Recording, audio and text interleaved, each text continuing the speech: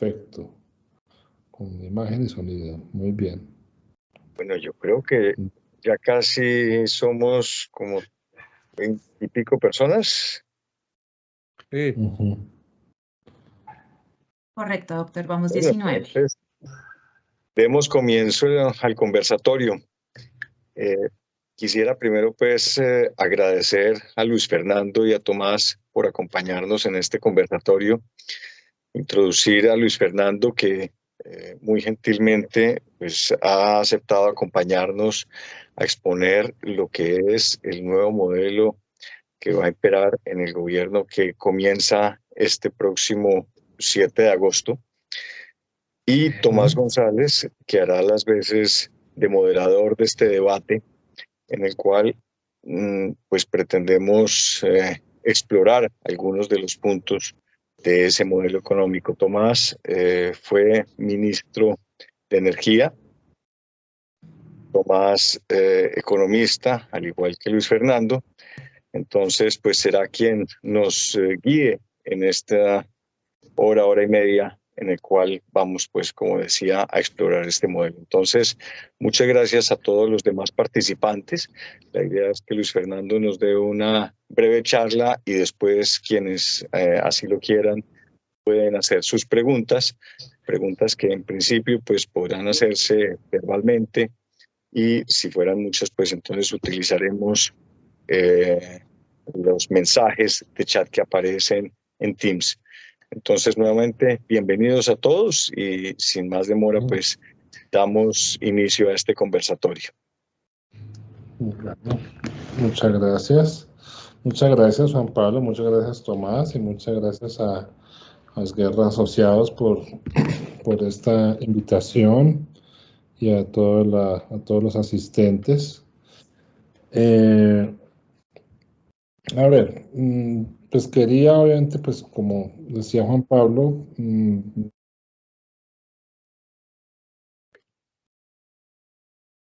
del modelo económico que tiene en la cabeza, el pacto histórico.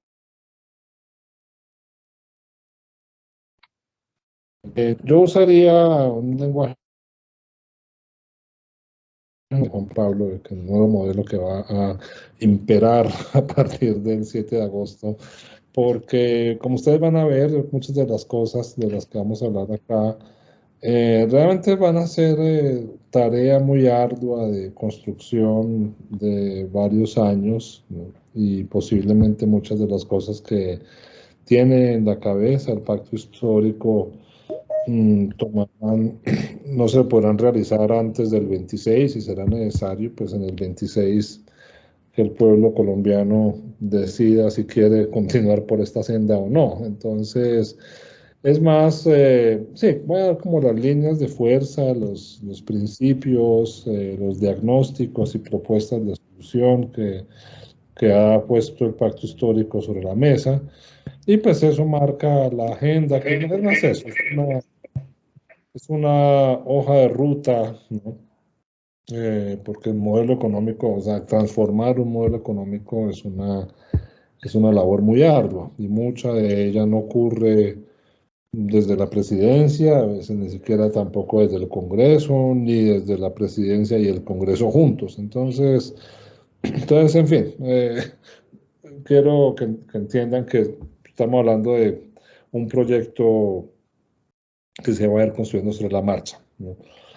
A ver, yo lo que hace unos meses tuve un evento similar a este con unos amigos de la universidad, porque dio la casualidad, esto fue antes de la primera vuelta de las elecciones, dio la casualidad de que 3 condiscípulos estábamos trabajando en 3 campañas distintas. Yo estaba trabajando en la campaña del hoy presidente electo Gustavo Petro. Un amigo mío estaba trabajando en la campaña de Sergio Fajardo y otro amigo mío estaba trabajando en la campaña de Federico Gutiérrez. Y entonces, pues, era obvio que a todos nos interesaba pues, este conversatorio. Y comenzó, pues hicimos un sorteo, pues, y comenzó hablando mi amigo que había estado en la campaña de Federico Gutiérrez, ¿no? Y entonces él comenzó diciendo, bueno, nosotros en la campaña creemos que como resultado de la pandemia, se han generado en Colombia una serie de problemas muy profundos de bajo crecimiento y agudización de la desigualdad. Y ya empezó a partir de ahí a elaborar su diagnóstico y sus propuestas, ¿no? Y luego me correspondió el turno a mí y yo le dije, hombre, la verdad me alegra mucho que haya comenzado de esa manera, porque yo creo que esa es precisamente una de las diferencias cruciales entre la propuesta del pacto histórico y las otras propuestas en contienda, ¿no? En tanto que el pacto histórico no cree, o sea, nuestra impresión no es que la economía colombiana venía muy bien y que fue la pandemia la que la descarriló. Nosotros creemos que muchos de los problemas ya venían acumulados desde antes y que era necesario un cambio de trayectoria. Ahora, fíjense que en este momento estoy usando con comodidad la primera persona del plural, porque estoy hablando de un consenso dentro del pacto histórico. Hay otros puntos en los cuales el consenso no es tan claro. Como el pacto histórico, yo siempre le digo a la gente, es un movimiento político, no es una iglesia, por lo tanto, pues a veces hay discusiones internas, hay desacuerdos, en fin, pero en algunos puntos sí hay consenso, ¿no? Uno de los puntos en los cuales hay consenso es este, que acabo de decir, pues que había unos problemas estructurales de la economía colombiana que es necesario corregir con una reorientación del modelo económico. ¿Cuáles son los síntomas de esos problemas? Un síntoma es el crecimiento económico de la economía colombiana en los últimos 30 años. Se ha desacelerado. Colombia en los años, a finales del siglo XX, entre los años 61 y el 91, crecía a tasas promedio de 4.5%, algo así, 4.7%. En los 30 años posteriores ha crecido a tasas del promedio como el 3.2%, cosas de ese estilo. ¿No? Me fallan los decimales, pero sí, lo que sí tengo claro es que si Colombia hubiera sostenido las tasas de crecimiento que tenía antes, hoy en día sería una economía, su PIB sería 47% más grande, su PIB per cápita sería 47% más alto, ¿no? O sea, es una desaceleración notoria. No solamente la economía está creciendo menos de lo que crecía antes, sino que crece con más volatilidad. La economía colombiana, en los años cuando yo estaba en la universidad con Tomás, la economía colombiana era muy aburrida, una economía que crecía, todos los años crecía a una tasa mediocre, no había grandes recesiones, ¿no? En los últimos 30 años, en cambio, ha habido periodos, ha habido unas recesiones pavorosas, la recesión del 99, por ejemplo. No estoy hablando de la pandemia, todo eso es prepandemia. Ha habido unos 5 años de crecimiento per cápita negativo en los últimos 30 años. Y el quinquenio prepandemia fue un crecimiento muy, muy anémico, ¿no? Apenas como un promedio de 2 y pico por ciento, ¿no? Ahora que se habla mucho de la recuperación de la economía tras la pandemia, sí, pero no hay que olvidar que estamos volviendo básicamente a una trayectoria que no era muy halagüeña, que digamos, ¿no? A eso hay que sumarle, pues, problemas crónicos de desempleo normalmente de 2 dígitos, ¿no? Encima de todo una altísima informalidad. Se estima que en Colombia por ahí un 50 hasta de pronto un 60% de la mano de obra en Colombia está en el sector informal. Entonces, creemos que sí es necesaria una revisión del modelo económico. ¿Cómo caracterizaríamos ese modelo económico? Yo lo caracterizaría de dos maneras, o utilizaría dos rutas para llegar al mismo punto, porque cada una me parece que revela algo distinto, ¿no? Una forma de verlo es a la luz de los debates que ha habido en América Latina sobre economía del desarrollo.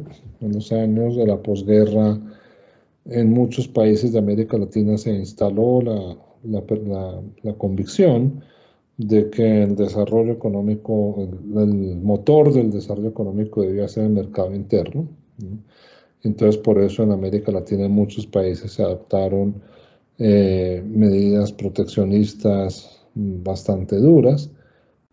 Colombia no fue de esos países, Colombia nunca fue un país proteccionista extremo, pero sí uno puede decir que en cierto modo su modelo de desarrollo en los años 50 y 60 era un modelo muy construido en torno, le daba muchísima prioridad al mercado interno.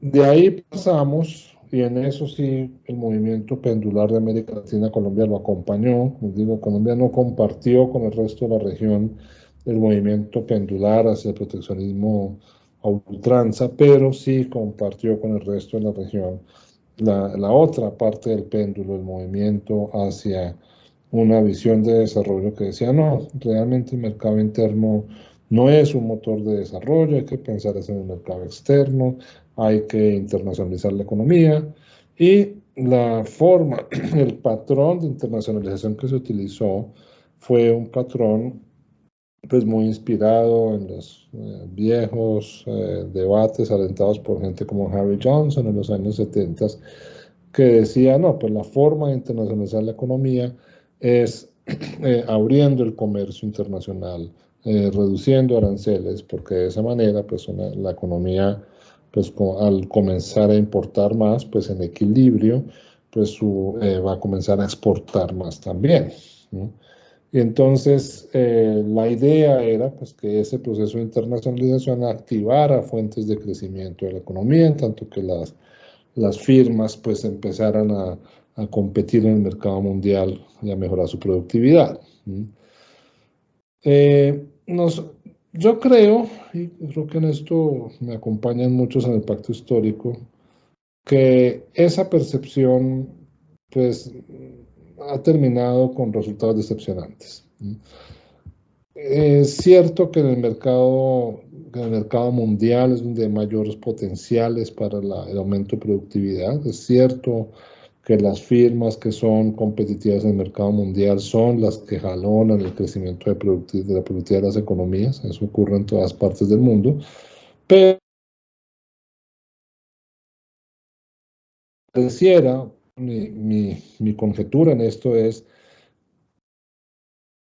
o sea, para comenzar a exportar, el éxito exportador requiere también ciertas condiciones domésticas, ¿no? Primero, para muchas empresas el mercado doméstico es el sitio en el cual se aprende, se adquieren las destrezas básicas, se comienza el proceso de innovación, el proceso de adquirir tecnologías, se van adquiriendo prácticas y pues de ahí es donde se gradúan, digámoslo así, las empresas hacia el mercado mundial. Entonces esta idea de que simplemente olvides el mercado interno y comience a exportar, pues me parece que tiene esa limitación, que ignora que los procesos de aumento de productividad pasan por primero atender el mercado interno, ¿no? Lo cual no quiere, entonces digamos, lo que hay que buscar es una serie de políticas que sin descuidar, que no descuiden ninguna de las dos cosas, ¿no? Que el modelo de desarrollo no esté volcado totalmente sobre el mercado interno, pero que tampoco descuide la necesidad de exportar, ¿no? En ese sentido, pues yo creo que los últimos 20 años, la teoría del crecimiento, la teoría del comercio internacional, una de las contribuciones que ha hecho es precisamente señalar la importancia de lo que se conoce como la heterogeneidad de firmas.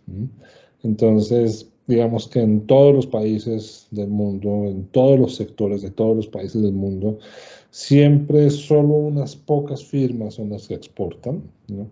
Y eso pues es un poco evidencia de que el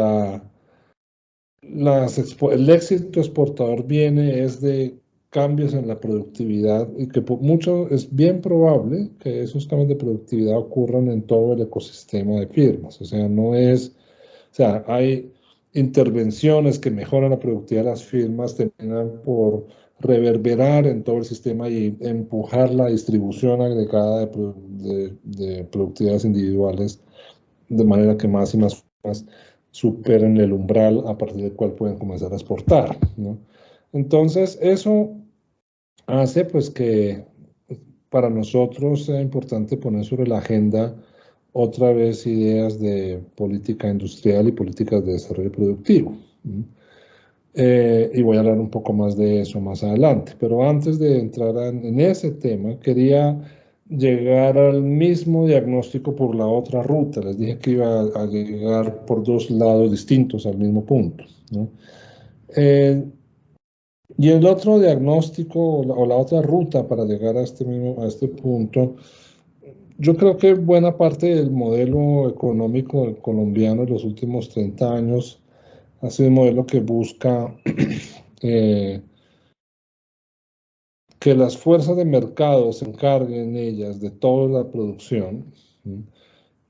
Y decir, bueno, entonces eso obviamente puede generar ganadores y perdedores, pero entonces mediante la fiscalidad vamos a recuperar los niveles de igualdad que se pueden haber perdido en ese proceso. Entonces, por eso tenemos mucha gente cuando mira los datos dice, pero señores, ¿a qué se refieren con que en Colombia hay neoliberalismo si en realidad el gasto público ha seguido creciendo, ¿no?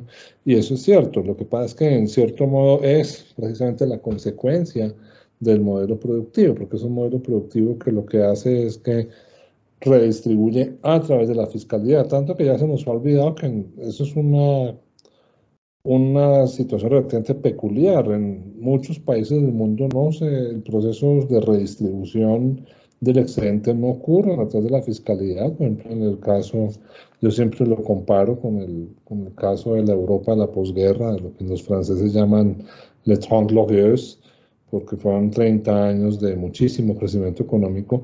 Y en la Europa de esa época, los procesos de redistribución o de reasignación del excedente ocurrían más dentro de las firmas, mediante el diálogo social, mediante la generación de pactos de salario mínimo que fueran vinculantes para toda la economía, en fin. Mientras que en América Latina le hemos asignado una labor de redistribución muy vigorosa a una fiscalidad que tampoco está a la altura. Entonces tenemos un modelo económico que depende muchísimo de la tributación, pero que simultáneamente, por una cantidad de razones, no es capaz de generar esa tributación. Y yo creo que para mí la manifestación más elocuente de esa contradicción fue precisamente el estallido social del año pasado, porque es el momento en el cual se evidencia que en el momento más crítico de la pandemia, cuando la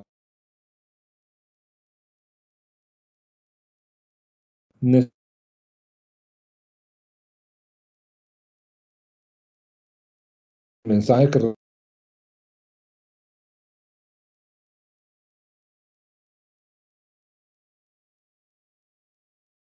mostraba a la gente que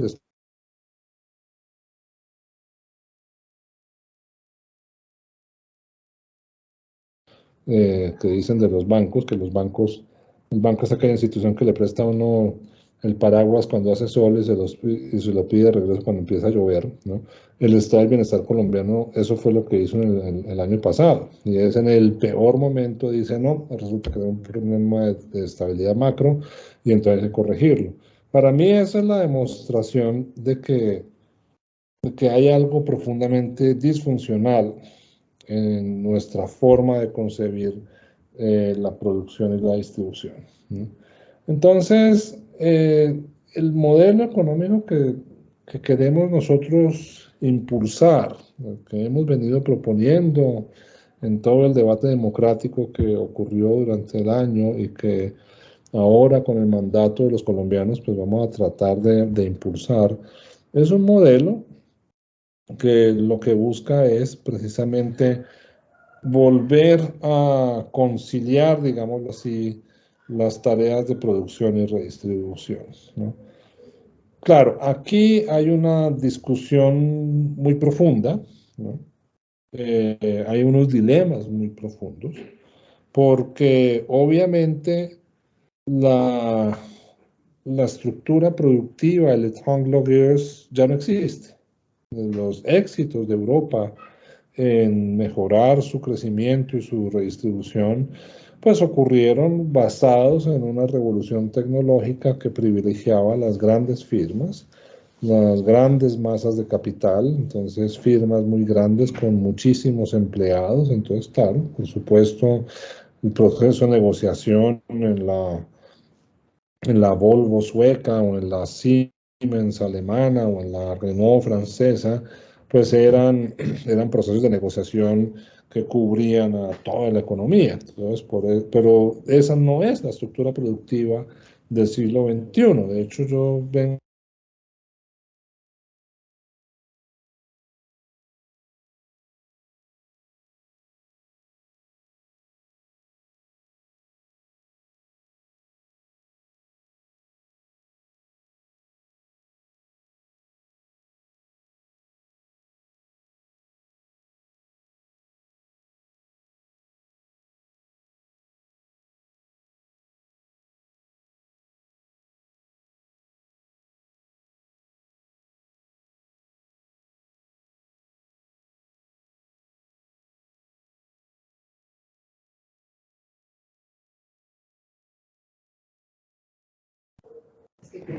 Estoy desconectado de internet. ¿Aló? ¿Aló? Sí, pero ¿Me oyen? ya ahora sí te volvimos a oír, pero te habíamos perdido un ratico. Sí, sí, perfecto. Ya. Entonces les decía pues que para mí uno de los retos, no solo de América Latina, sino del mundo entero, y de hecho yo creo que en este sentido América Latina lo está mostrando a los demás países, o sea, el pasado de América Latina es el futuro de muchos otros países, es que pues la revolución tecnológica de los últimos años va en el sentido contrario de las revoluciones tecnológicas del siglo XX, en la medida en que las tecnologías ha sido revolución tecnológica que lo que hace es reducir los costos de transacción de manera que reduce el tamaño de las firmas. Entonces, creo que vamos hacia un mundo en el cual va a haber un ecosistema de firmas cada vez más fragmentado, ¿no?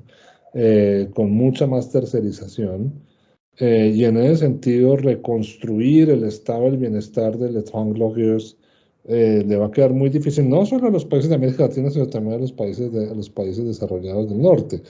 Entonces, obviamente, ¿cómo plantea uno un modelo de desarrollo que reconcilie producción y distribución en este nuevo contexto, en ausencia de esas grandes estructuras de diálogo social? Pues va a ser particularmente complicado, ¿no? Eh, pero pues bueno, creemos que es algo que vale la pena intentarlo, ¿no? Y por eso, pues nuestra visión de cómo debe reorientarse el modelo de desarrollo en Colombia, pues incluye varias...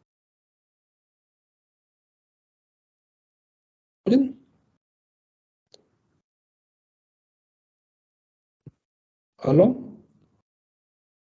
¿Aló? Ahí ya otra vez, Luis Ya Fernando. volviste. Sí. Ok, bueno, gracias.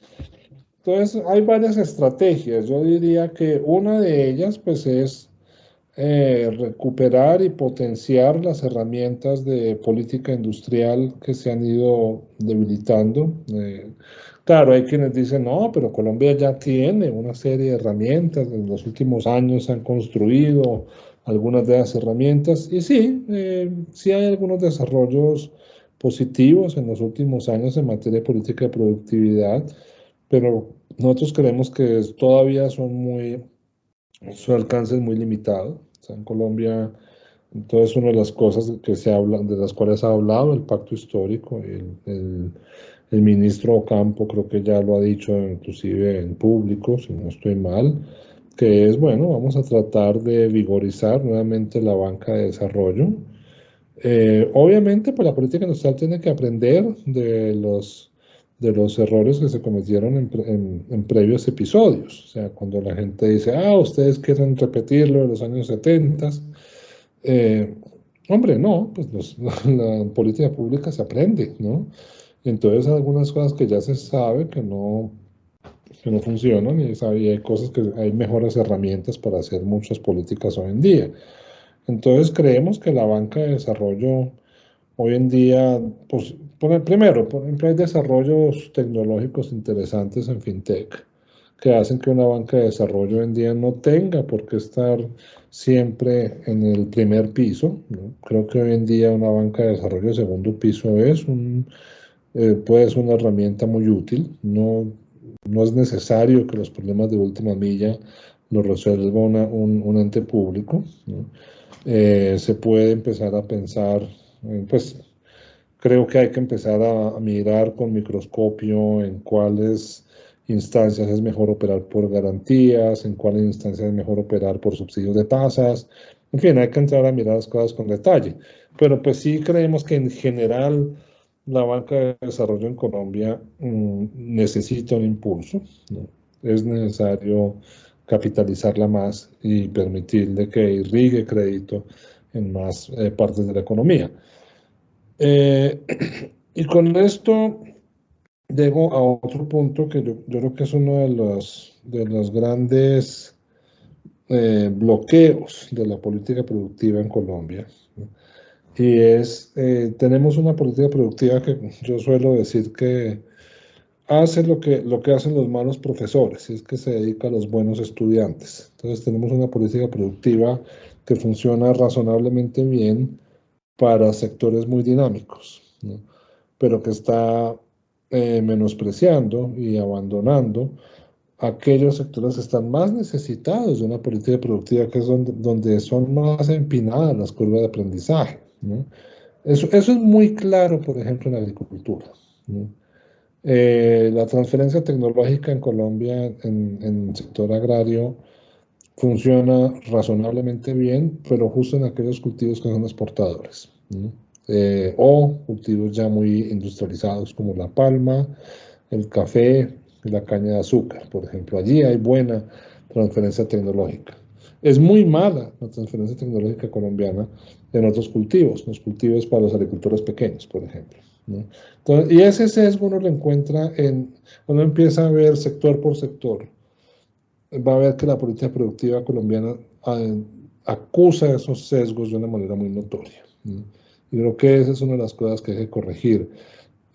¿Por qué surgen esos sesgos? Bueno, posiblemente por la economía política que hay detrás, y esa es una de las cosas que posiblemente está cambiando como resultado del proceso democrático de este año. Entonces eso a mí me genera cierto optimismo de que vamos a tener una política productiva con más alcance, que va más profunda y que va a llegar justo a donde más se necesita, ¿no?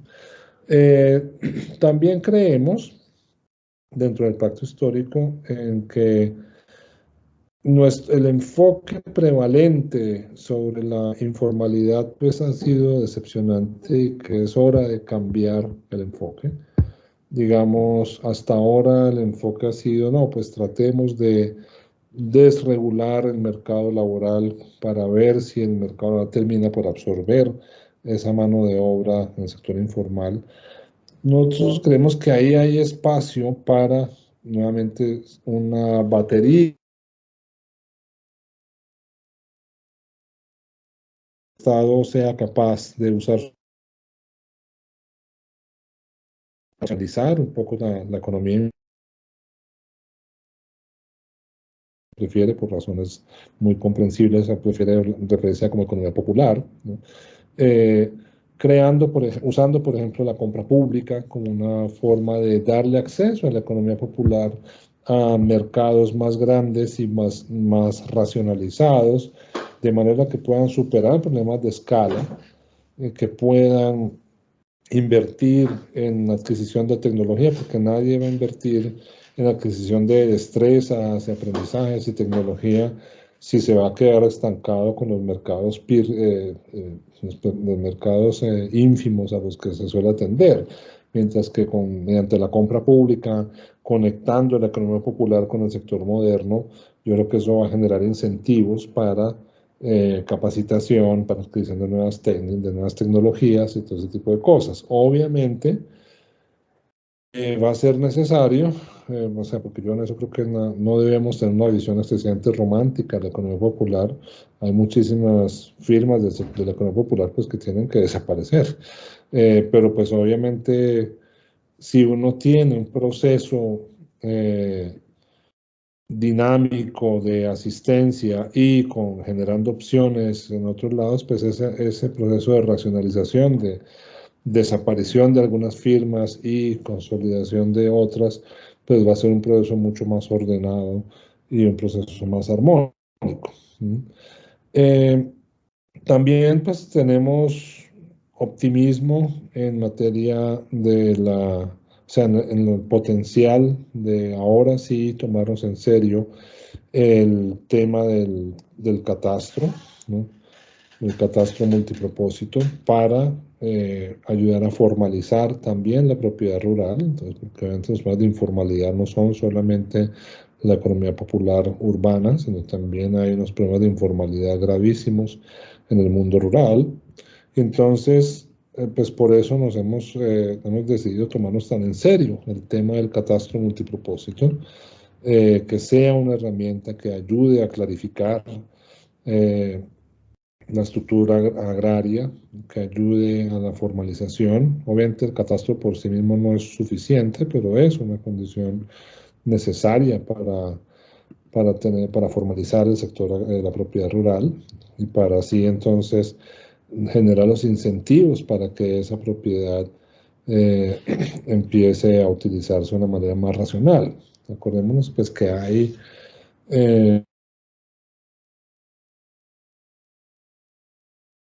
eficiencia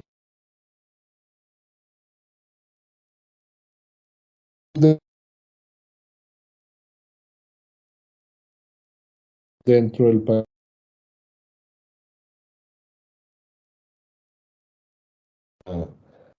A la obsolescencia en nuestros mecanismos tributarios que no han sido capaces de generar los incentivos correctos para el buen uso de la tierra. Entonces, en fin, esos son como algunos de los ingredientes de largo plazo, como decía yo, para que de alguna manera en esta reorientación del modelo de desarrollo, la inversión pública sea ella misma política social, no tener esa separación que existe hoy en día, de que por un lado está la política social con una serie de mecanismos muy sofisticados, con grandes avances, no los niego. SISBEN ha sido algo que ha generado muchas mejoras en la distribución de beneficios y ha permitido crear programas bastante robustos, ¿no? Pero con las limitaciones que ya he hablado. Pero entonces pasar de ese paradigma a un paradigma en el cual mediante la inversión pública se dé acceso a la generación de riqueza de manera que vaya reemplazando la política social como la hemos venido practicando. En ese sentido, yo diría que uno de los equívocos que surgieron durante la campaña, muchos de los detractores del pacto histórico, yo creo que, no sé si hubo un error nuestro de comunicación o tal vez fue una brecha epistémica, digámoslo así, entre nuestro discurso y el de otras campañas. Nos acusaban de estar ofreciendo cantidades de programas a diestra y siniestra, y bueno, a ver, y no, realmente nosotros, el Pacto Histórico nunca prometió cantidades de nuevos programas. Lo que dijo, vamos a tratar de consolidar y articular una economía productiva en torno a la inversión pública, ¿no? Entonces, por ejemplo, también hemos hablado de un programa de empleo garantizado que no es, esto también se malinterpretó durante la campaña, empezar a girarle cheques a todos los desempleados el 8 de agosto, ¿no? Eso sería una torpeza descomunal. Los programas de empleo garantizado exitosos en el mundo son una construcción muy lenta, ¿no? En colaboración con los municipios, requieren la capacidad de identificar necesidades, de identificar oportunidades de trabajo e ir irrigando los recursos para sostener esos programas. Entonces era eso lo que nosotros tenemos en mente. Nuevamente es un caso de usar la inversión pública como una herramienta de política social, ¿no? Ahora, eso en cuanto a la visión de largo plazo, pues yo imagino que ustedes quieren oír mucho, tienen curiosidad sobre temas mucho más urgentes. Y entonces sí, por supuesto, la pieza maestra, digamos, la llave que a nuestro juicio destraba el proceso es la consolidación fiscal. Y por eso es que estamos hablando tanto de reforma tributaria, ¿no? Porque para que todo lo que acabo de escribir sea posible, se necesitan varias cosas. Y por lo menos en mi caso, ¿no?, todas esas cosas siempre conducen a una reforma fiscal, ¿no? Primero, se necesita inversión pública, ¿no? Y esa inversión pública tiene que estar financiada. Por lo tanto, es necesaria una reforma fiscal. Se necesita aumentar la tasa de ahorro macroeconómico del país para mitigar los déficits, el déficit externo que tenemos.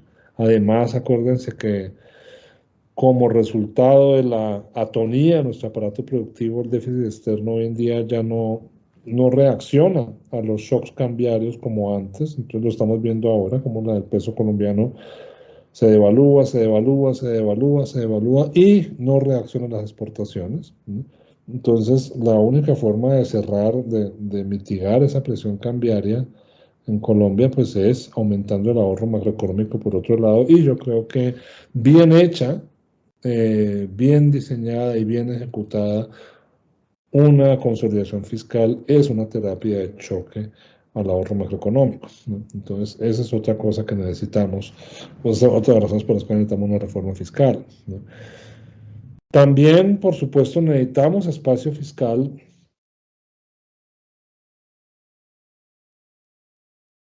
próximo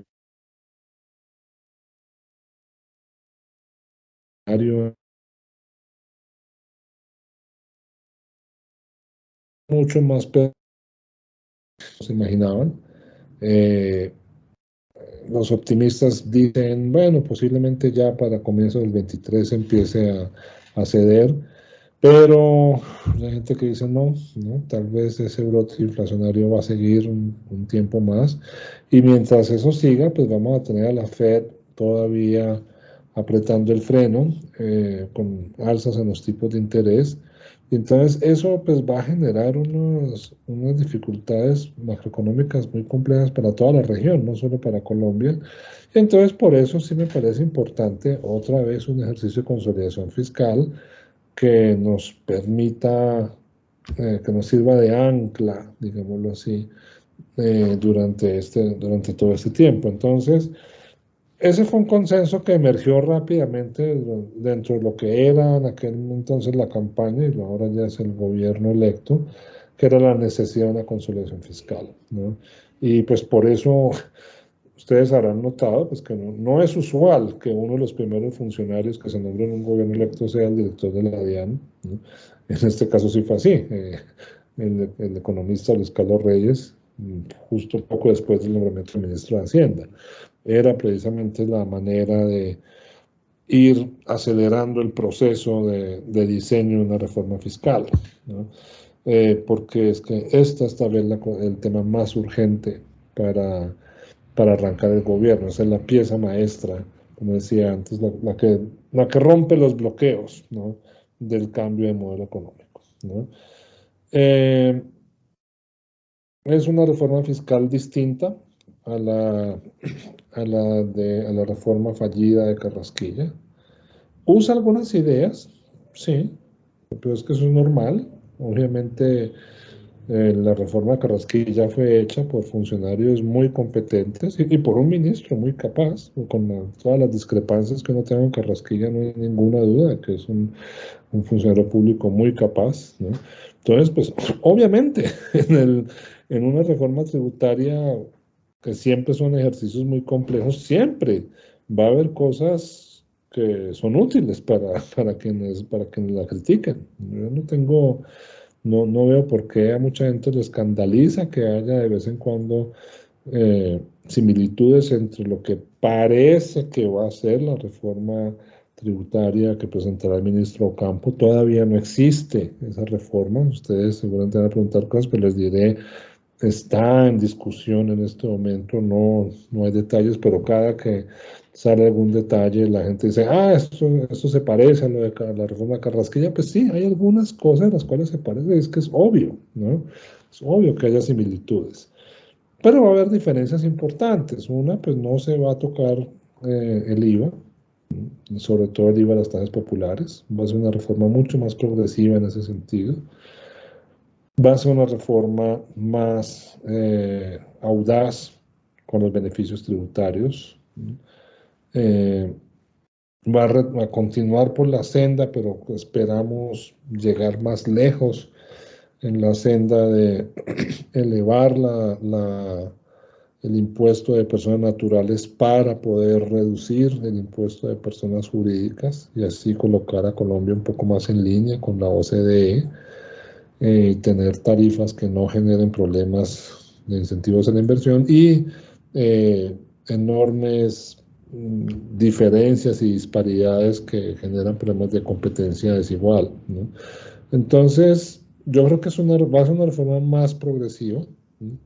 Va a ser una reforma que no va a afectar a las clases populares. En ese sentido, pues creemos, se parece más al enfoque económico del pacto histórico. Sí, va a haber semejanzas, pero eso no veo por qué eso tiene que ser una piedra de escándalo, ¿no?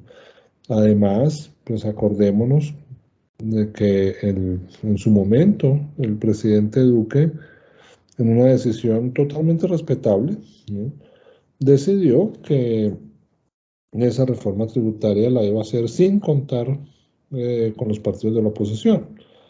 Entonces, eso quiere decir que el pacto histórico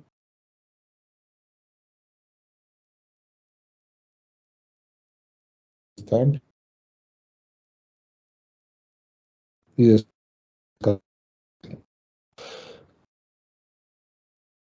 bueno, creo que ustedes tienen muchas preguntas y en vez de seguir aquí hablando, tratando de anticiparlas, pues prefiero darle la oportunidad de que pregunten y vamos comentando, ¿ok? Bueno, muy bien. Pues muchas gracias, Luis Fernando. Creo que muy interesantes y muy relevantes todos estos puntos para entender lo que puede estar pensando el nuevo gobierno. Hay que tener además presente que uno cuando llega al gobierno llega con una cantidad de ideas de lo que quiere hacer, pero cuando entra se da cuenta que hay unas cosas que de pronto no es tan buena idea cuando ve todo el panorama y hay otras cosas que uno de pronto no quisiera hacer, pero le toca hacer, ¿no? Y me imagino que sobre estas ideas que nos has compartido hoy habrá mucha discusión y muchas definiciones que se van a tomar. Sí. Me quedó sonando mucho para hacer una primera pregunta. Me quedó sonando mucho esa frase de que la política pública trabaja con los alumnos aventajados, ¿no? Un poco la política pública, lo que entendería eso es la política pública se ha dedicado a, digamos, apoyar lo que funciona. No sé si porque funciona o funciona porque la política pública lo ha ayudado, pero ha trabajado solo con unos sectores y ha dejado otros que tienen potencial. Y que la consolidación fiscal va a ser la clave para poder financiar todo este gran programa. Y entonces, en ese orden de ideas, mi primera pregunta es la siguiente. Desde el punto de vista fiscal, la reforma tributaria, bueno, el ministro entrante, cuando no estaba trabajando con el equipo actual, estimó que el gasto del programa de gobierno podía valer más de 100 billones de pesos. Si no recuerdo mal, dijo que como unos 130 billones de pesos hizo unos cálculos. Y la reforma tributaria de la que se ha hablado, que ha tenido varias fases, inicialmente se habló de 50, luego en algún momento se dijo que eran 75 billones. Luego, ahora lo último que he oído es que han hablado de 50 billones en que 25 serían deficiencias en el sistema tributario y otros 25 que serían de recaudo. Una reforma muy significativa, mucho más grande que la reforma más grande que se haya hecho recientemente. Entonces, mi pregunta es, ¿cómo esperan tener esos niveles de recaudo y qué tanto, aún con esos niveles de recaudo, la reforma alcanzaría para financiar todo ese gasto que requeriría el proyecto que nos ha escrito? Sí, bueno, a ver, primero, esos estimativos de cuánto costaba el programa del Pacto Histórico no los hizo el ministro Campo. Los hizo la campaña de Sergio Fajardo, a la cual pertenecía el ministro Campo, eso es indiscutible, pero esos cálculos no los hizo él. De hecho, creo saber quién fue. Me dijeron otro día con un alto grado de certeza quién fue la persona y creo que la conozco, ¿no? Prefiero, prefiero abstener, no decir el nombre de esta persona, porque esa cifra de 135 billones de pesos era, como me lo reconocía alguien de la campaña de Fajardo, ya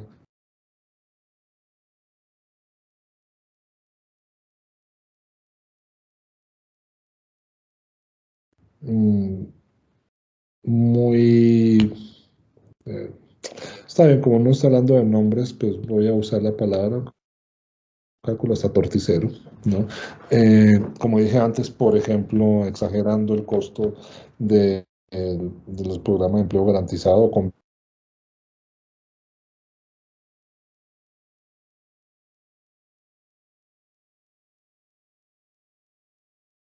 eso se le sumaron una serie de nosotros nunca hemos creído que esa cifra de 135 billones de pesos sea ni remotamente parecida al costo del programa del Pacto Histórico. Sobre todo, como dije, la filosofía del plan no es tanto crear nuevos programas, sino reacomodarlos y darles un giro distinto para que conduzcan a un cambio de modelo productivo. Entonces, como sé que el ministro Campo no participó en la elaboración de aquellos cálculos, yo creo que él no ve mayor inconsistencia entre su posición durante la campaña y el ser ahora el ministro de Hacienda del gobierno del presidente Petro. Obviamente las cifras, entonces no me preocupa tanto el número de si eran 135.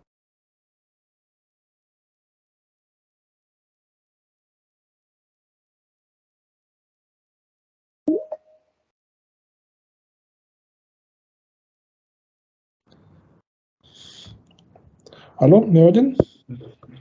¿Me oyen? Ahí oímos, ya se nos perdió uno, por lo menos a mí se me perdió la señal.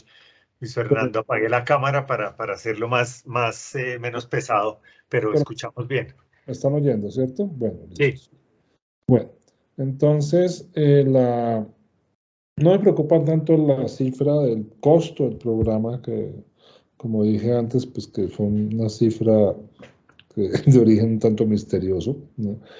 Me preocupa más, lo que sí me preocupa es la cifra del recaudo, ¿no?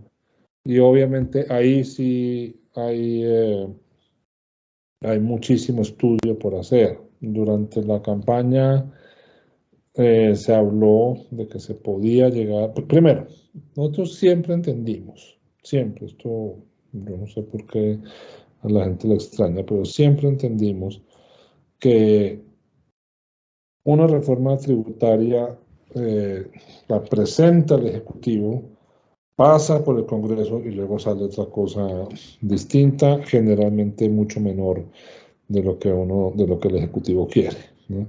Entonces, durante la campaña nosotros hablamos de aumentar el recaudo en 5 puntos del PIB, unos 50 billones de pesos.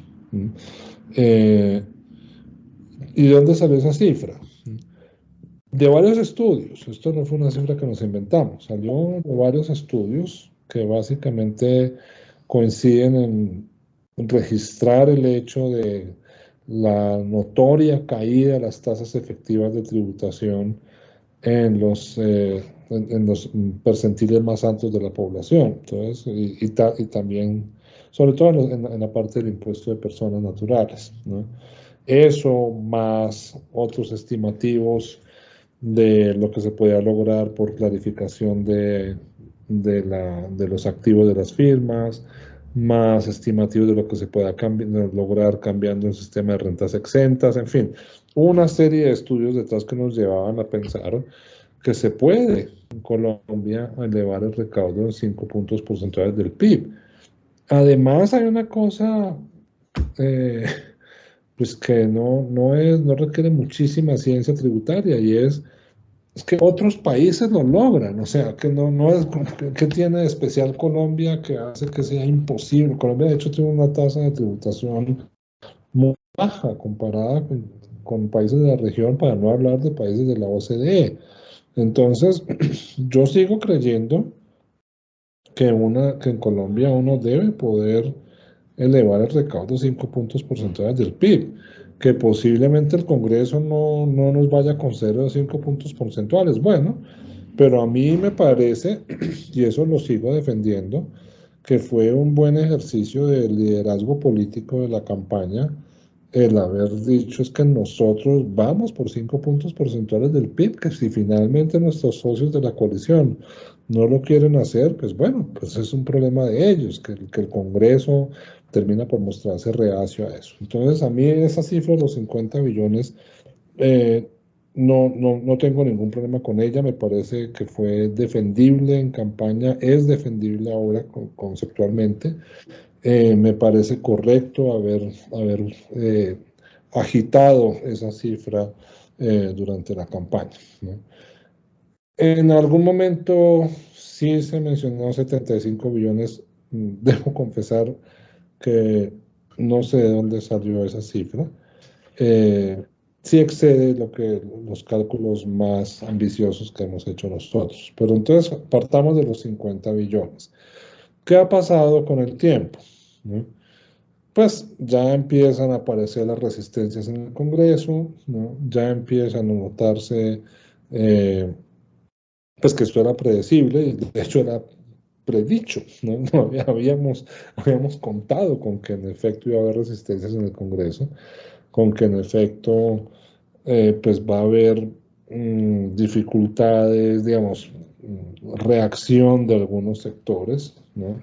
Entonces, sí, posiblemente por eso los números siguen fluctuando, ¿no? El ministro Campo, tengo entendido que él está confiado en que si se hace una reforma, o sea, que el diseño de la reforma que está considerando, tal vez su cuota inicial no sea muy impactante, ¿no? Pero sí cree que a medida que entre en vigor, porque creo que lo que está pensando es irla calibrando y haciendo que algunas de sus cláusulas entren a regir poco a poco. El ministro Campo creo que sí está. Todos se lanzan ¿Aló? al análisis del... ¿Aló? ¿Aló?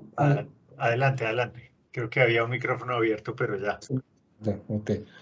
El ministro Campo creo que sí mantiene el optimismo de que se puede llegar, ¿no? Con el enfoque que se está considerando, a que en el transcurso del cuatrienio sí se alcancen los 4 puntos porcentuales del PIB. Tal vez toque aceptar una cuota inicial más baja, ¿no? Pero sí llegar poco a poco a los 4 puntos porcentuales del PIB. Que, como digo, primero, nunca entendí por qué al Pacto Histórico se le acusaba de demagógico por anunciar una reforma tributaria. Eso es casi que lo contrario de demagogia. Demagogia es ofrecer gastos que no están financiados, ¿no? El Pacto Histórico lo que está diciendo es que precisamente para ser responsables necesitamos una reforma fiscal. Y segundo, pues, como ya dije antes, es que eso es lo que logran otras economías similares a la colombiana. O sea, esto es lo que nos debe invitar a todos los colombianos a preguntarnos por qué esta reforma se considera un esfuerzo hercúleo, ¿no? Prácticamente imposible, ¿no? Cuando pues, en otros países ya han llegado a esos niveles de construcción de Estado. Máxime cuando tomamos en cuenta que en Colombia creo que es ostensible la falta de bienes públicos en el país. O sea, ¿cómo es posible que un país que carece de bienes, o sea, es una carencia crónica de bienes públicos y no seamos capaces como una república y como una democracia, no seamos capaces de darnos la tributación que sea capaz de suplir esas carencias. Eso es bueno, obviamente no será el presidente Petro el que pueda empujar la tributación, pero sí es necesario que le pregunte por qué nos cuesta tanto trabajo eso, ¿no? Entonces yo creo que sí vamos a ver un ejercicio de consolidación fiscal más ambicioso que los que se han intentado antes, ¿no? Posiblemente no se va a llegar a los 50 billones. ¿No? Yo nunca creí que íbamos a llegar a los 50 billones. Sí me pareció importante poner sobre la mesa la cifra de los 50 billones, pero entendiendo que las realidades políticas eran que eso no se va a dar, ¿no? Luis Fernando, yo quisiera hacer dos preguntas más para ojalá lo más puntuales posibles para poderle dar espacio al resto de la gente que seguro va a tener muchas preguntas. Y una sigue de esa respuesta y es, si no son 130 billones, si fue una cifra, digamos, irresponsable, si fue una cifra al calor de la campaña, ¿no? De cómo se hacen muchas cosas Sí. en campaña. Sí. La pregunta es, ¿cómo, cuando uno mira la historia, uno se da cuenta que la reforma que más ha recaudado fue la del 2014, que recaudó 1,5% del PIB? Y cuando uno oye lo que se ha dicho alrededor de la reforma tributaria, se da cuenta que se pretendería no ampliar la base de personas naturales que tributaría. Se ha dicho que hay conciencia de que las empresas no pueden estar asfixiadas con impuestos. Entonces uno se pone a pensar de dónde puede salir ese recaudo. Sería mi pregunta con un corolario que es, si no son los 130 de cifra de campaña, entonces ¿cuánto puede valer? Porque eso le puede dar una idea de qué tan desfinanciado el plan que ustedes tienen de provisión de servicios públicos podría estar. ¿De dónde la sacamos y cuánto nos va a faltar? A ver, ¿de dónde la sacamos? Yo creo que hay mucho potencial. O sea, el reto en Colombia de llegar a niveles de tributación decentes es un reto de largo plazo. El otro día oyendo una charla muy interesante de Mauricio Cárdenas, él decía una cosa que me hizo pensar, ¿no? Él decía, era todavía antes de las elecciones, él decía, no, las campañas realmente están olvidando el problema más importante, que es precisamente la estrechez de la base tributaria, básicamente los enormes niveles de informalidad que hay en Colombia, ¿no? Y entonces yo me puse unas cuentas de servilleta basado en lo que decía Mauricio Cárdenas y pensaba, hombre, sí, no le falta razón en que si uno, digamos, en este momento, la economía informal, no sabemos cuánto puede estar produciendo, pero digamos que es algo como, si se estima que es un 60% de la mano de obra, sería razonable suponer que está produciendo un 30% del PIB, ¿no? Más o menos, ¿no? Cuentas de servilleta, ¿no? Entonces uno dice, hombre, si uno lograra grabar ese 30% a una tasa razonable, ¿no? De un 30%, ¿no? Pues estaríamos aumentando el recaudo en 9 puntos del PIB, ¿no? Eso descomunal, ¿no? Obviamente eso no va a pasar, por lo menos va a pasar en el corto plazo, ¿no? Pero entonces, en el largo plazo, la idea es, bueno, precisamente, comencemos el ejercicio de ampliación de la base tributaria a través de la inversión pública, ¿no? Entonces, como cuota inicial, pongamos una reforma fiscal que nos permita financiar planes de inversión, ¿no? Y a partir de ahí, pues, eso va a generar incentivos a la formalización y va a ir aumentando la base tributaria y así va a aumentar el recaudo hasta llegar a los niveles razonables de economías de la OCDE. Entonces, como digo, en América Latina hay países que ya tienen recaudo del 20 y pico por ciento y en la OCDE pues ya el recaudo es 30 y pico por ciento. Estamos muy, muy lejos de aquello, ¿no? Entonces, como meta a largo plazo nos parece, hombre, pues comencemos con una reforma fiscal de ahora que nos sirva para hacer ese ejercicio, ¿no? Ahora, volviendo a la pregunta, digamos, ¿de dónde sale esa plata? Entonces, dado que no tenemos la capacidad de ensanchar la base a corto plazo,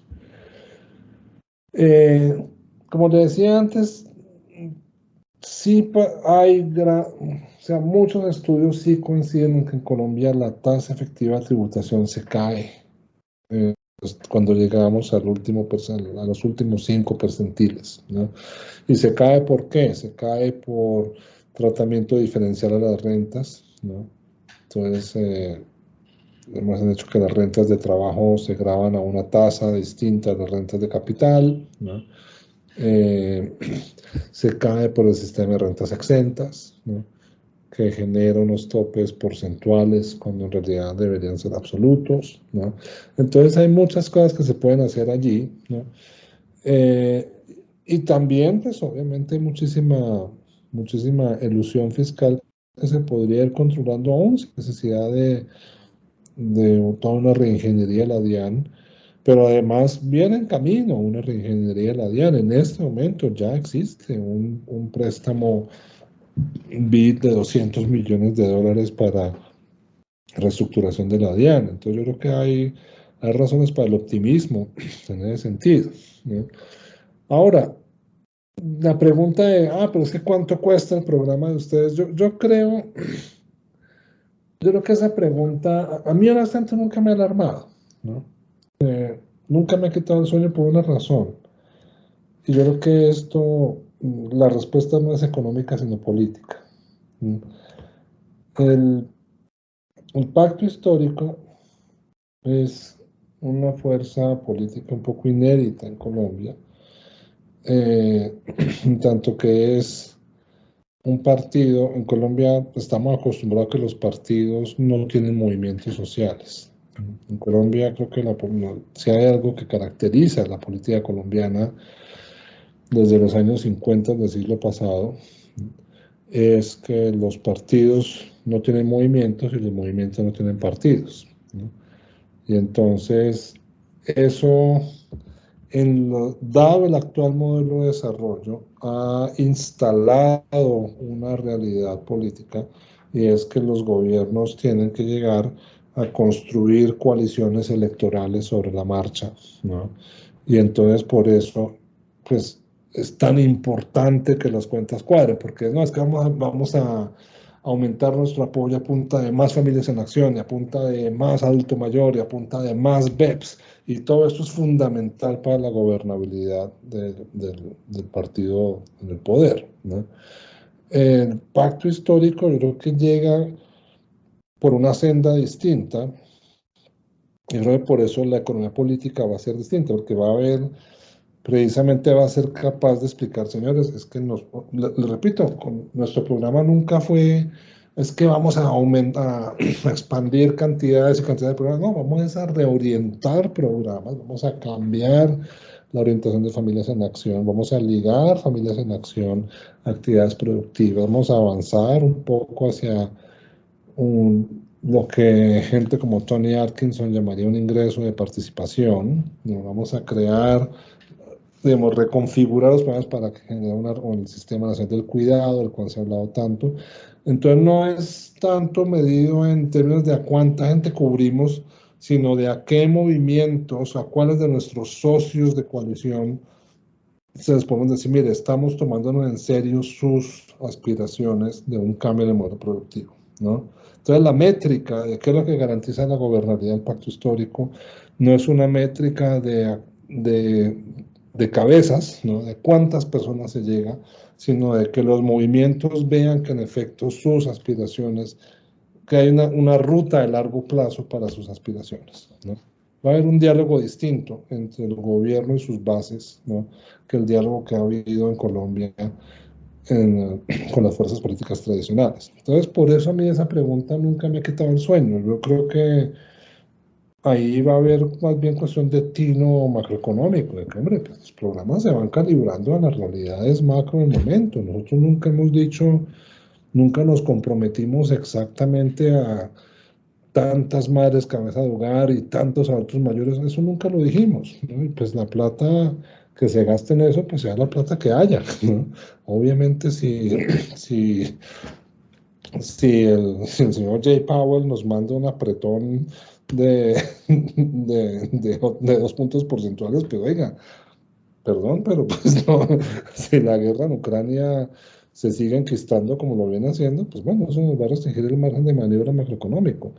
Entonces, pues no, en ningún momento dijimos en un mundo, no, es que aquí va a haber programas sociales para todos. Ese no fue el enfoque de campaña, ese no fue el proceso de construcción del proceso político, fue un proceso más de tomar movimientos sociales con aspiraciones de largo plazo de cambio de modo productivo, y bueno, pues con esas aspiraciones aquí encajan dentro de este modelo de desarrollo.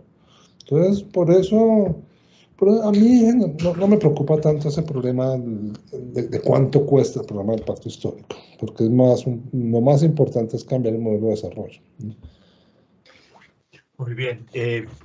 Yo les pediría, porque va avanzando el tiempo, yo quisiera solo hacer un comentario iba a preguntarle a Luis Fernando por unos temas de transición energética que están muy presentes y son muy transversales al plan de gobierno, pero veo que por el tiempo que nos va quedando, más bien les pediría a los asistentes que vayan preparando sus preguntas, porque pues no quisiera aquí monopolizar todo el espacio que tenemos ni el tiempo de Luis Fernando, pero sí quisiera hacer un comentario mientras por favor van levantando la mano para sus preguntas, y es el siguiente, y es, me llama mucho la atención esa afirmación, Luis Fernando, porque yo creo que hay unas aspiraciones muy fuertes. Yo creo que las marchas de mayo, por ejemplo, lo que nos mostraron es el descontento de la gente con el modelo actual y la incapacidad del modelo para responder a una serie de demandas sociales. En eso creo que estamos completamente de acuerdo, pero hubo unas demandas muy concretas y en las negociaciones, muchas de las cuales están por cumplirse, como lo muestra el informe de Empalme, hay unas demandas muy concretas. Entonces lo que uno percibe es que la gente sí necesita unas reivindicaciones y sí está esperando unas cosas muy concretas. Y si uno no, digamos, no las tiene cuantificadas, no va a ser fácil saber si está pudiendo proveer los bienes sociales que la gente quiere que uno provea. Y yo no sé si eso va a generar un descontento para quienes no se sientan debidamente atendidos por los recursos y el accionar del gobierno. Entonces me llama mucho la atención y no sé si con la experiencia que tuve en el gobierno, si la gente no se siente adecuadamente atendida en sus necesidades, si eso no va a generar un problema de gobernabilidad. Digamos, si son solo atenciones de largo plazo lo que la gente espera, o si la gente espera cambios fuertes de corto plazo. Entonces quería hacer ese comentario, no veo las manos levantadas, por favor vayan escribiendo en el chat o por favor levanten la mano para irles dando las preguntas. No sé si mientras alguien levanta la mano, Luis Fernando quiere hacer algún comentario y si no hay, pues le hago una pregunta de transición energética también, pero por favor los animo a que pregunten, Luis Fernando, y veo ahí que José Joaquín Valderrama levantó la mano y Juan Pablo también. Entonces, si quiere hacer algún comentario o pasamos directamente a las preguntas. Un comentario muy rápido. Yo creo que las aspiraciones más sentidas de la gente en este momento son de empleo. Y en ese sentido, pues eso ata con lo que decía antes, de que la inversión pública sea ella misma una herramienta de política social, usar la inversión pública para generar empleo, ¿no? Para mí eso es lo fundamental. Y ahora, generar empleo macroeconómicamente cuesta menos que un programa, que una transferencia. ¿Por qué? Pues porque obviamente un empleo, una política de empleo bien diseñada, pues sí, implica una inversión, pero que también tiene algunos efectos sobre el crecimiento económico. Es un programa bien hecho, una serie de programas bien hechos. Entonces, en ese sentido, yo creo que el costo macro de responder a las aspiraciones de la sociedad en este entorno no es tan grande en términos puramente cuantitativos de cuánta plata vale, es más el costo de cómo redireccionar el modelo de desarrollo. O sea, es un modelo que privilegia el empleo, que privilegia la producción, ¿no? Entonces sí, ahí posiblemente toca aceptar algunas impurezas de política pública, de vez en cuando habrá que Habrá que puntualmente subir aranceles en algunos sectores. No, el pacto histórico no es proteccionista a ultranza. Es simplemente, hombre, en algunos momentos, el sector confecciones, por ejemplo, de pronto es un buen espacio para algunos aranceles y eso ayuda a generar empleo. En tales otras cosas no, tal vez es más cuestión de eso, créditos productivos. En tal otras cosas de pronto es mejor, es un programa de compra pública y así. Pero entonces, sí es un esfuerzo difícil, pero creo que no es un esfuerzo macro, es más un esfuerzo micro y de economía política, por decirlo así. Pero no me extiendo más porque ahora sí ya veo varias manos levantadas. Muy bien. José Joaquín, por favor. Gracias, Tomás. Luis Fernando, buenas noches. Muchas gracias por toda la información que nos has brindado. Tengo una inquietud.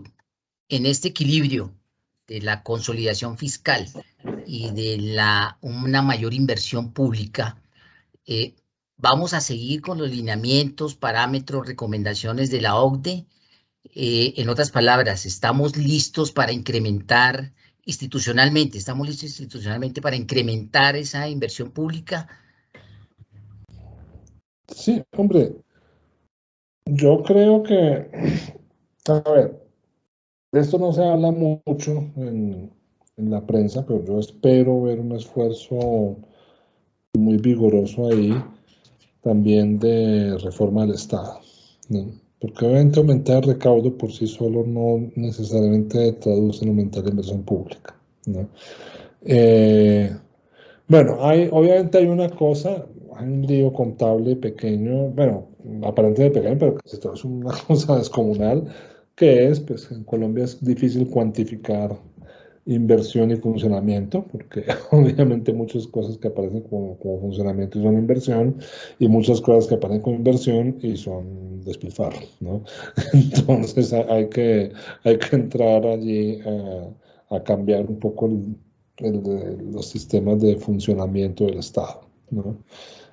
También obviamente que hacer un esfuerzo a mejorar la gestión pública, pero yo creo que la tarea más, digamos, volviendo a la parte que hablaba antes de creación de un sistema de empleo de emergencia, ¿no? Y junto con un sistema de nacional del cuidado, ese tipo de cosas, yo creo que no es que Colombia esté listo ya, ¿no? Y hay que ir construyendo la institucionalidad para eso. Hay que ir generando mecanismos, por ejemplo, mecanismos de cofinanciación con los municipios, para que los municipios sean capaces de identificar cuáles son las necesidades, cuáles son las oportunidades de empleo, quiénes están allí ya listos para atenderlas, porque no hay que ser dogmático en eso. Si uno va a tener un programa de empleo de emergencia, no tiene por qué ser un empleo creado exclusivamente por un ente público. Ese empleo lo puede crear una ONG, una empresa privada, y un programa de empleo puede decir, bueno, listo, yo subsidio ese salario, estilo los programas de Edmund Phelps, o listo, yo me asocio con una ONG, si esa es la que sabe dónde están las necesidades, la que puede crear el empleo. Entonces, sí, ahí le falta al Estado colombiano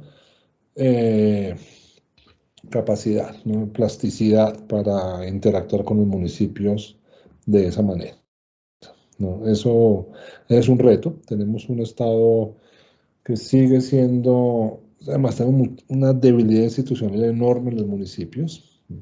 Eso va a ser un reto muy complicado. Entonces yo estoy de acuerdo en que se necesita mucho ejercicio de calentamiento para echar a andar un programa de inversión pública de esa magnitud, pero por lo mismo, pues eso quiere decir que a corto plazo pues el costo no es muy grande, es más el costo de preparar instituciones, ¿no? Entonces, pero bueno, yo creo que ese es un trabajo que hay que ir haciendo, pues, pero espero que vaya a haber muchos, o sea, hay algunas, claro, el proceso de empalme es tan grande porque el Estado colombiano es muy grande. Entonces, le he oído a personas que están por el lado del área política que se tiene mucho optimismo con lo que sería una nueva ley de ordenamiento territorial. Creo que nos posibilitaría generar planes de desarrollo a nivel local para este tipo de inversión pública, ¿no? Entonces, en fin, hay que mejorar la calidad institucional del país, precisamente como la línea de todas estas buenas prácticas que han venido de otros países, ¿no? Eso toma tiempo, ¿no? Muy bien, Juan Pablo, por favor. Luis Fernando, muchas gracias por la exposición. Esta es, creo que, la tercera charla que escucho de su parte y la verdad todas han sido supremamente interesantes y en cada una de ellas hay elementos nuevos que suscitan distintas inquietudes y que nos dan más pistas de hacia dónde va el gobierno entrante. El empleo ha sido pues, como uno de los puntos en los cuales usted ha resaltado en cada una de sus charlas como este es un eje central de la política del gobierno. Sí. Y allí, pues, claramente ha mencionado que las políticas anteriores, pues, no han sido efectivas. Y yo creo que las cifras, pues, claramente así lo demuestran. Nos hemos acostumbrado a un desempleo de más de 10%, de 2 dígitos ya durante muchos años y no logramos reducir ese desempleo. ¿Cuál es su diagnóstico personal de esos factores que hacen que ese desempleo sea persistente, que esas altas cifras de desempleo sean persistentes? ¿Y cuáles son los puntos, pues más allá de algunos que ya nos ha mencionado a pedacitos, cuáles son los puntos centrales que tendría esta política nueva de promoción del empleo? Sí. A ver, ¿cuál es el diagnóstico? Yo creo, me decía antes, que en la transición hacia una economía más globalizada se perdió mucho tejido productivo, ¿no? O sea, el proceso de primarización de la economía, pues, es en cierto modo la respuesta de mercado, ¿no?, a un país que empieza a exponer su economía a la competencia internacional, pero que tiene un tejido productivo muy débil, ¿no? De modo que cuando comenzó la globalización, la exposición de Colombia, la inserción de Colombia en mercados globales modernos, pues lo que estábamos más listos a exportar, pues era lo que estaba bajo tierra, que no era sino escarbar y sacar. Entonces, por eso fue que la economía se fue primarizando tanto, pues era la respuesta de los mecanismos de mercado a esos nuevos imperativos, ¿no? Y yo creo que sí hubo mucho descuido. Claro, hay gente que dice, no, fíjese que desde el 2016 se han lanzado muchísimas políticas productivas que están bien, y yo creo que hay cosas interesantes en las políticas productivas de los últimos años, pero fíjense, estamos hablando del 2016, ¿no? Ya después de varios años de que de hecho, me acuerdo que en los años 90, inclusive el mantra era que la mejor política productiva era una política macroeconómica. Eso es lo que decían muchos economistas en aquella época, ¿no?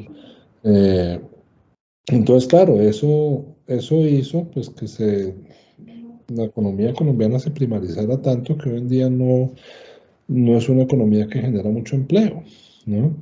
Pues los sectores primarios pues no son sectores intensivos en trabajo.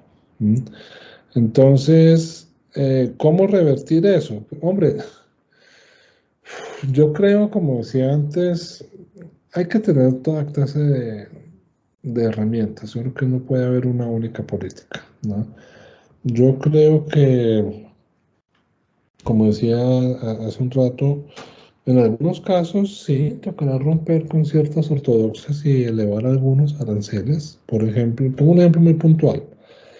Porque para que vean que estamos a subir aranceles a todo el mundo. No, esa no es la idea. No, da una experiencia acumulada de que aranceles a diestra y siniestra no sirven, ¿no?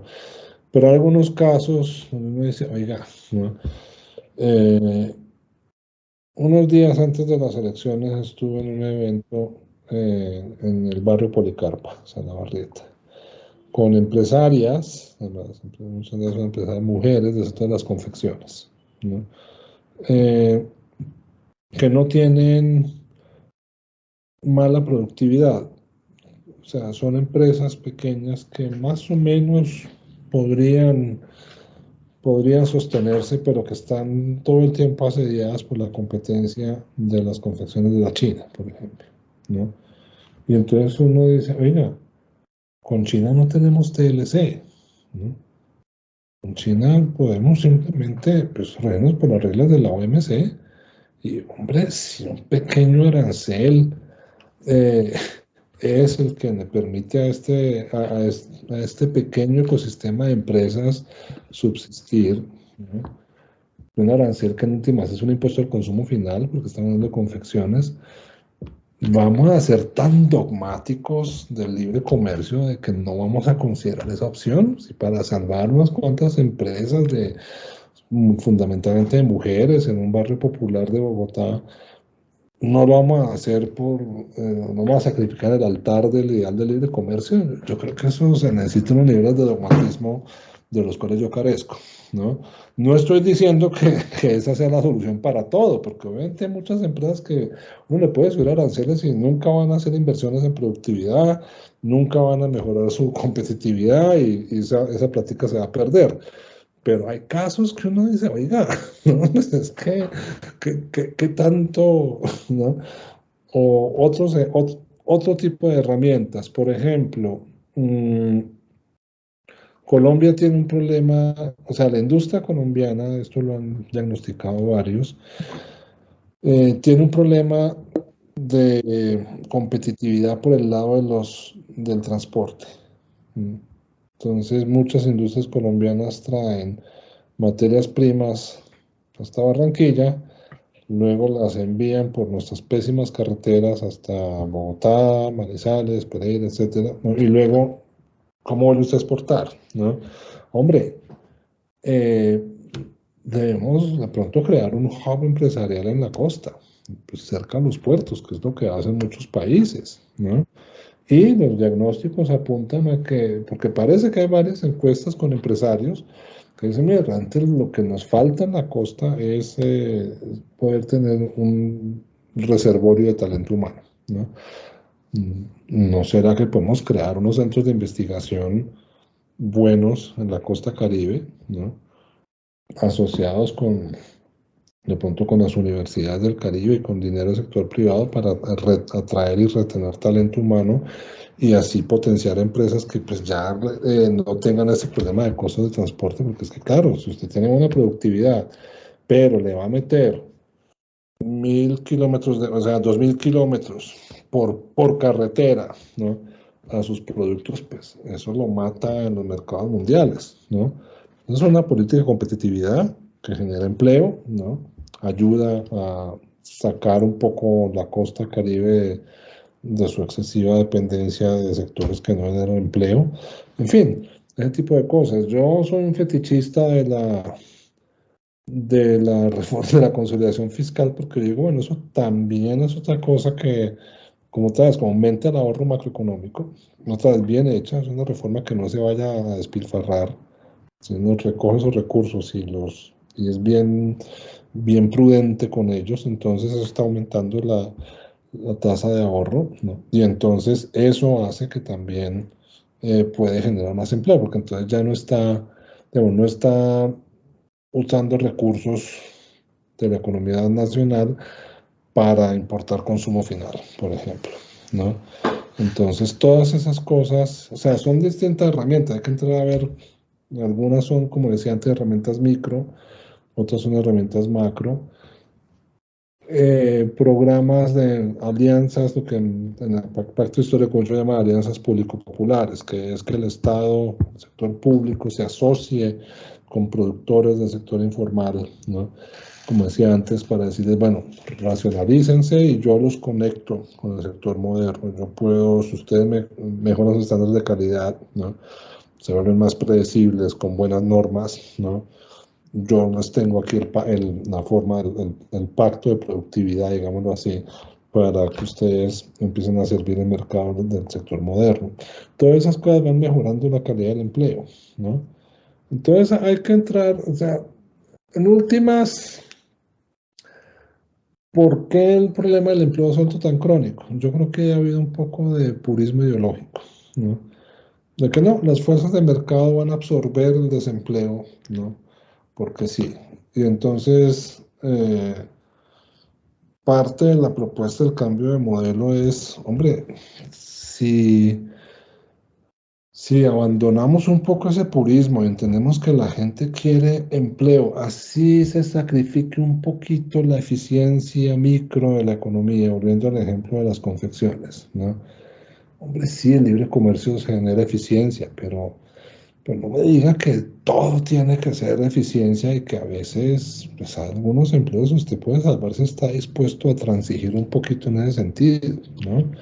Entonces, eso es como parte o sea, el recetario es muy amplio, pero creo que parte del asunto es dejemos el purismo, ¿no? Dejemos la obsesión con la máxima eficiencia micro y entendamos que a veces la gente quiere medidas tangibles de bienestar, quiere empleo y quiere poder tener condiciones dignas, porque lo que hemos visto hasta ahora es que el camino de la eficiencia micro a la generación de empleo es un camino muy arduo que no está ocurriendo en Colombia, ¿no? Bueno, muy bien. No sé si alguien, tal vez tendríamos tiempo para una última pregunta. No sé si alguien tiene alguna pregunta o quieren hacer algún comentario. Bueno, si no, me gustaría hacerle una última pregunta rápido, Fernando, que tiene que ver con el tema de transición energética. Y ese tema ha sido uno de los ejes centrales en todos los pronunciamientos que uno oye. El mismo día de la posesión lo puso en el centro de la posesión, no, de su victoria, la noche de victoria lo puso en el centro de su discurso, el tema de cambio climático, transición energética. Y yo quisiera preguntar lo siguiente. Estábamos con muchas dificultades viendo cómo lográbamos cumplir la meta de ser carbono neutrales en 2050, de bajar las emisiones en la producción y el consumo de energía para ser carbono neutrales en 2050. Ahora, cuando uno ve el programa de gobierno y cuando ve los pronunciamientos, la idea pareciera ser acelerar eso, tratar de marchitar mucho más rápido los combustibles fósiles. Y cuando uno piensa en eso, y uno ve que, digamos, en promedio por ahí 2 puntos del PIB vienen de los ingresos del gobierno, vienen de los combustibles fósiles, cuando uno ve que la reforma tributaria muy ambiciosa que ustedes aspiran tendría 5 puntos, ¿para qué acelerar la transición más allá de lo que nos está pidiendo el mundo? ¿Por qué acelerar la transición? ¿Cómo hacerla? ¿Cómo acelerarla sin sacrificar esos ingresos fiscales? ¿Y cómo hacerlo además sin que le vayan a subir las tarifas a la gente por hacerlo más rápido de lo que ya es difícil hacer? Sí. A ver, aquí sí me tengo que cuidar mucho, que yo no me he puesto a mirar los estudios de transición energética en detalle. No es un tema, lo conozco mucho menos que usted. Sí. Pero en general, yo creo, a ver, obviamente en esto ha habido pronunciamientos de todo tipo, ¿no? Pero ¿por qué es importante ser más agresivos en el tema de la transición energética? Creo que hay varias razones. Una, como economista, a mí se me da la impresión de que estamos ante posiblemente el problema de externalidades más grande de la historia de la humanidad. Y por lo tanto estamos viendo en tiempo real una falla enorme en los mecanismos de mercado. Yo me acuerdo en la campaña, mucha gente me decía, no, pero pues ¿por qué este cuento de ponerse a reducir la exploración, no sé qué, si dejarse que el precio del petróleo nos dicte la transición? Pero lo que estamos viendo es que el sistema de precios no está generando las señales suficientes para la transición, es que nos estamos volando las metas todo el tiempo, ¿no? Entonces el riesgo de una distorsión de precios, yo creo que es un riesgo bastante real, el riesgo en unos 15 años de un colapso del precio del petróleo, me parece que es un riesgo que Colombia tiene que estar tiene que tomárselo muy en serio. Entonces, simplemente confiar en que no, el mecanismo de precios nos dirá cuándo ir descarbonizando. Ojo, porque acordemos, no más este verano en Europa ha sido pavoroso, ¿no? ¿Qué tal que en unos 2, 5, 10 años los países industriales digan, no, nos tocó hacer ahora a marchas forzadas lo que no hemos venido haciendo? Y entonces ahí Colombia va a quedar abocada a una caída de las exportaciones de los precios los energéticos mucho más pronunciada de lo que venimos pensando. Entonces, yo creo que precautelativamente sí vale la pena acelerar la transición. Claro, obviamente sin cometer suicidio económico, ¿no? No, pues, en eso, eso pues creo que eso no hay discusión, ¿no? Pero sí, a mí como persona, como un lego que no he estudiado el tema, a mí sí me asusta que la trayectoria que llevamos es una trayectoria que nos puede deparar sorpresas muy desagradables en unos 10 años. Entonces, ahí es cuando uno dice, de pronto podemos empezar a acelerar el proceso más. Afortunadamente, la matriz energética colombiana tiene un buen punto de partida, estamos en el 60 y pico % dependiendo de fuentes hídricas, ¿no? Lo cual pues no está nada mal, ¿no? Entonces, hombre, si hacemos un esfuerzo de electrificar nuestra flota de transporte, por ejemplo, eso ya avanza muchísimo, ¿no? Si tenemos muchísimo potencial en energías limpias, ¿no? De pronto podemos hasta ser exportadores de energías limpias y cosas de esas. Entonces, ponernos más las pilas con eso. Yo reconozco que ha habido avances, ¿no? Colombia no es que se haya quedado totalmente quieta en materia de transición energética, ¿no? Y hay avances pero sí da la impresión de que de pronto se podría ir más rápido. La última vez que tuve la oportunidad de ir con el ya presidente electo, en ese momento nos decía en una reunión muy grande, pues que será muy importante ver si Ecopetrol está haciendo todo lo que puede hacer en materia de transición hacia renovables, que de pronto Ecopetrol puede acelerar el paso, ¿no?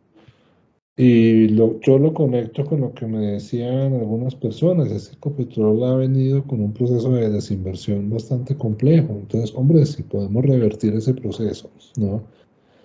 Si de pronto podemos reactivar, esto, lo que me han dicho algunos, es que Ecopetrol está a veces repartiendo demasiados dividendos y descuidando la inversión, la reinversión, ¿no? Entonces uno dice, hombre, sí hay unas oportunidades que no estamos aprovechando, ¿no? Para protegernos de lo que puede ser una distorsión pavorosa. Hay algunos críticos del pacto histórico, honestamente con una actitud que me molestaba durante la campaña, decían, pero es que si Colombia solamente contribuye un 0.2% a las emisiones, como si necesitáramos que nos explicaran eso, es un punto totalmente obvio, ¿no? Yo sentí un poquito de condescendencia cuando nos explicaban algo tan obvio, ¿no? Y es que la asertividad del pacto histórico hacia la transición energética no viene de que nosotros queramos sacrificarnos, cometer suicidio económico en aras de la humanidad. Es un infundio que uno lo leía por ahí. Pues no es cierto. Entendemos que la contribución de Colombia al cambio climático es muy pequeña en ese sentido. Es más un problema de preparar la economía colombiana para una transición que es muy incierta, que no sabemos o sea, no sabemos si 2050 es la fecha, ¿no? Todos nos montamos sobre la fecha de 2050, pero la evidencia indica que en una de esas toca acelerar más. Entonces, hasta ahora, de hecho, pues este año fue un campanazo para toda Europa, ¿no? Entonces uno dice, ¿qué tal que una de esas empecemos a revisar 2050? Porque es que acordémonos de que, o sea, yo era una persona relativamente complaciente en materia de cambio climático hasta hace un par de años. hace un par de años, hasta hace 2 años, lo que yo le decía a mis estudiantes era, mire, el problema del cambio climático no es que sea un apocalipsis, ¿no? El problema del cambio climático es de justicia social, ¿no? Porque lo que va a pasar con el cambio climático es que los más pobres van a sufrir muchísimo y nosotros los ricos vamos a buscar formas de adaptarnos, ¿no? Y eso es lo que yo le decía siempre a mis estudiantes. Un día pude hablar por fin con un experto en cambio climático, ¿no?